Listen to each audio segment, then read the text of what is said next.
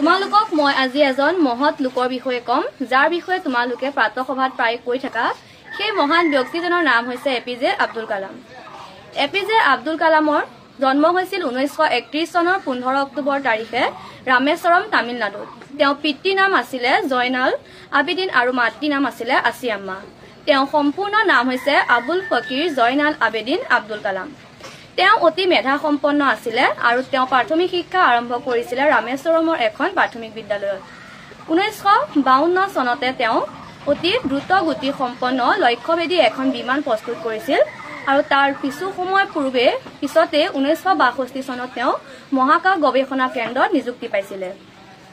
APJ Abdul কালামক missile man বুলিও কোৱা হয় কিয়নো 1982 চনত ভাৰতৰ মিছাইল উন্নয়ন প্ৰকল্পত তেওঁ কাম কৰিবলৈ আগবাঢ়ি আহিছিলে। ইয়াৰ উপৰিও তেওঁ যিহেতু বহুতো মেধা সম্পন্ন প্ৰতিভা সম্পন্ন আছিলে সেয়েহে তেওঁ বিভিন্ন বঁটা পাইছিলে। তাৰে ভিতৰত 1981 চনত পাইছিলে পদ্মভূষণ আৰু 1990 চনত পাইছিলে পদ্মবিভূষণ আৰু 1997 চনত পাইছিলে ভাৰত ৰত্ন। আৰু এই মহান ব্যক্তিজনৰ 2002 চনৰ 25 জুলাই তাৰিখে ৰাষ্ট্ৰপতি পদত অধিষ্ঠিত হয় আৰু 2015 চনৰ 27 জুলাই তাৰিখে শ্বিলঙত তেওঁ মৃত্যু হয়।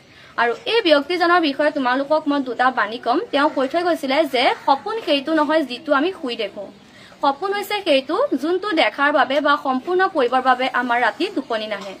আৰু 2 নম্বৰটো হৈছে জীৱন আৰু সময় হৈছে আমাৰ জীৱনৰ আটাইতকৈ শ্ৰেষ্ঠ শিক্ষক কিয়নো জীৱনে কয় আমাক সময়ৰ সঠিক ব্যৱহাৰ কৰিবলৈ আৰু সময়ে কয় জীৱনৰ মূল্য দিবলৈ। অৱশেষত এইটোৱে কওঁ যে এই মহান ব্যক্তিজনে আমি জীৱনত সফলতাৰে আগবাঢ়ি যাবৰ কাৰণে প্ৰতিদিনে 4টা বাক্য ক'বলৈ দিছে। তাৰে প্ৰথম শব্দ লাইনটো হৈছে মই কৰিব পাৰো, 2 নম্বৰটো হৈছে মই শ্ৰেষ্ঠ, 3 নম্বৰটো হৈছে মোৰ লগত ঈশ্বৰ আছে আৰু 4 নম্বৰটো হৈছে মই জয়ী। ধন্যবাদ।